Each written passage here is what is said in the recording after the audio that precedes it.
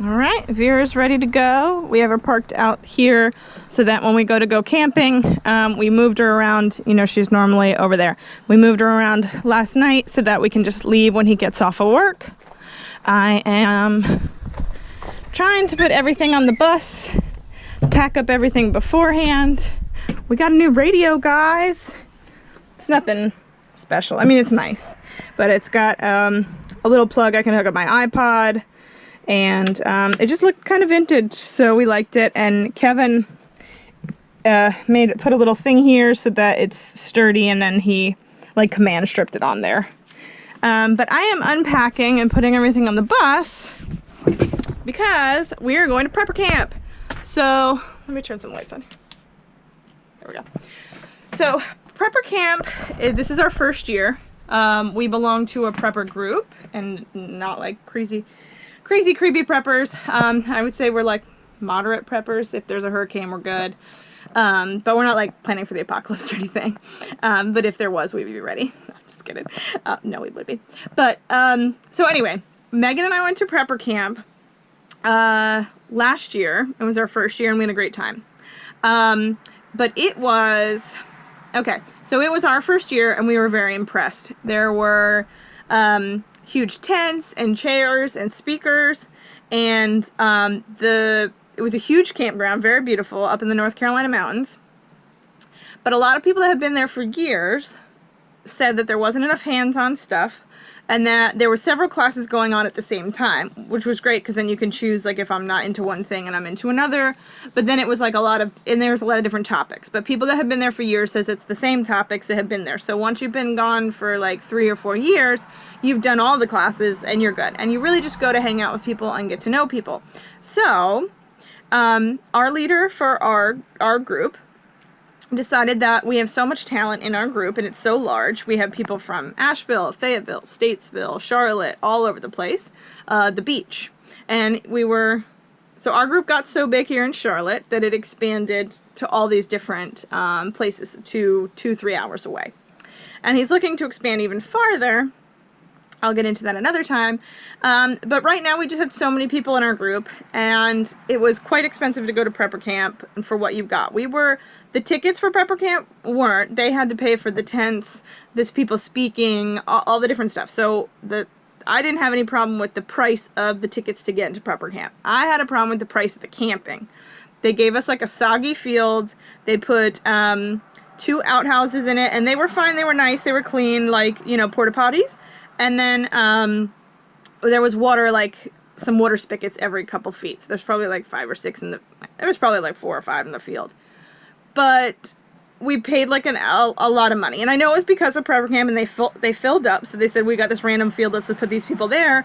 I just thought it was a lot for what it was. And so to go to prepper camp was pretty expensive, but totally worth it. I had a great time. I could see that if I did it for years, that if I had gone several years in a row, that it would get boring. It'd be the same old thing. But I went to A, take some classes and learn some things, and then B, just the whole experience in general and getting to know people. Our group decided that we want more hands-on, that we wanted to pull from our own talent. A lot of people were teaching classes and know things, and like we're just our own great resources. So we decided to just do like a little bug out camp by ourselves. We decided not to charge, so you just had to charge for your campsite. We had gone through a lot of different places, and we picked Morrow Mountain, which is close for us. It's about 45 minutes, but it was centralized for all this. So if you're coming from Fayetteville or the beach or whatever, Morrow Mountain wasn't a bad drive. For the beach people it is, but for everybody else it wasn't. We have a lot of people coming from South Carolina. And hopefully it goes well. So our leader Forrest came up with it, and then he asked Megan and I to execute it. We've been working for months with, we had to find all the teachers. We had to figure out what people wanted. Then we had to find all the teachers. And then we had to get the descriptions of their classes, print out. Of course, it's like putting anything together. So everyone's like, I want Saturday, but at noon, and it's got to be kind of sunny under this, and do we have an overhang? And we had 0 budget, so we had to put together lanyards, and we had a light where they're speaking, and all this different stuff. So Megan and I pulled together all of our resources. Hopefully it goes well. We'll see. I probably won't do a lot of filming there because they're preppers and they don't want to be seen or like put on YouTube or whatever. And they're preppers. They're kind of quiet about it, a lot of them. Like Megan and I are super open about prepping and tell all our friends and help our friends get ready for things, but not a lot of preppers are. We're kind of like in the a lot of them are kind of in the closet preppers. So I will film some stuff, just probably won't see a lot of people in it. There's supposed to be like 200 or more people. So this campground has 3 loops and we've completely filled up 2 of them. So that's like over 100 campsites that we filled up. And then if you think about it, at least 2 people in each campsite. And a lot of people, like a ton of people, are just coming for like just Saturday or just Friday or what have you. We're going Thursday to Sunday, Megan and I. We leave Sunday. We're going Thursday night. We can check in at 4. So Megan's going to be there right away. When Kevin gets off of work, then we'll go up.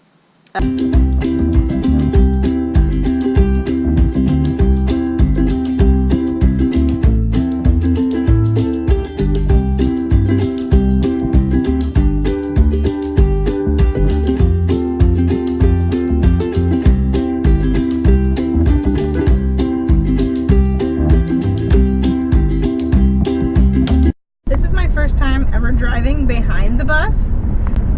So we're gonna drive up to Morrow Mountain. Kevin's in the bus with the kids. I was gonna have one of the kids back here, but the bunnies take up the whole back seat. I need them for one of my classes.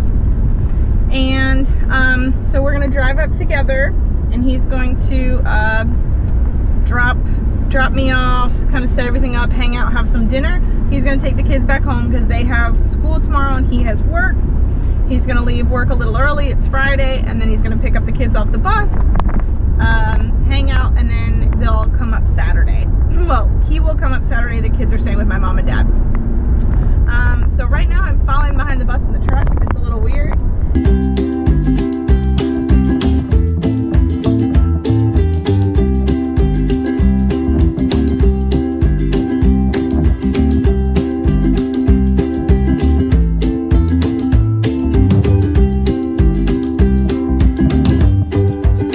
Found on the bus. He's too hot in here for you, man. Let's put him outside.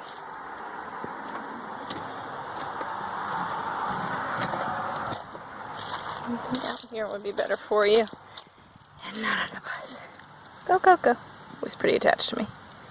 This might take a minute.